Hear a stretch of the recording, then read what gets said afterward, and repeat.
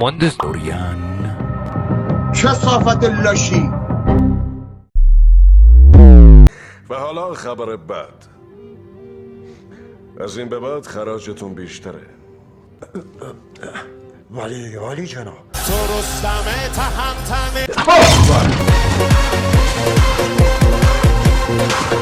اسم من یا فقط یکم بده. افتضاح بود. زانتیا وایسا خواهان کونتم. زانتیا وایسا. کیر منم نیستی. درسته برادرزاده بیچارمونو برد. بکیرم. از این قضیه ناراحتی؟ You are my sunshine. چه شکلیه؟ عکسی ازش دارین؟ فقط یه عکس ازش داریم. باشه میدم. مطمئنم که میتونی. انجامش میدم. بیا یکی رو انتخاب کن. مهندس دلستر است؟ سهمیه بندیش کردن.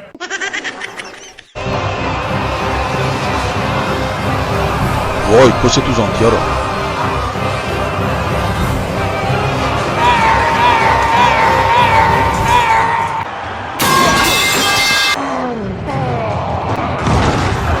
راتا برنده شد.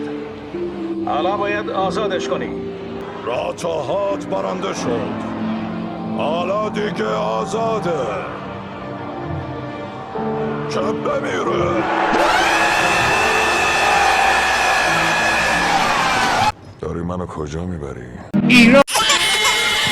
و الان بعد از چند سال یه دفعه تلویزیون خونه مادرم خودش که روشن بود دیدم یه موجی اونجا حال به مقر هستن جانوه. به نام شهبازی گذاشتیم. ممکنه این گنده بک راست گفته باشه.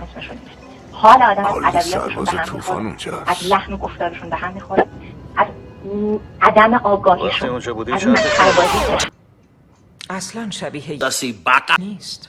ای فرمانده قرار بود دستی بقا برگردونی. خفه شو سیاه. دهن گالتو ببند. ماندو ماندو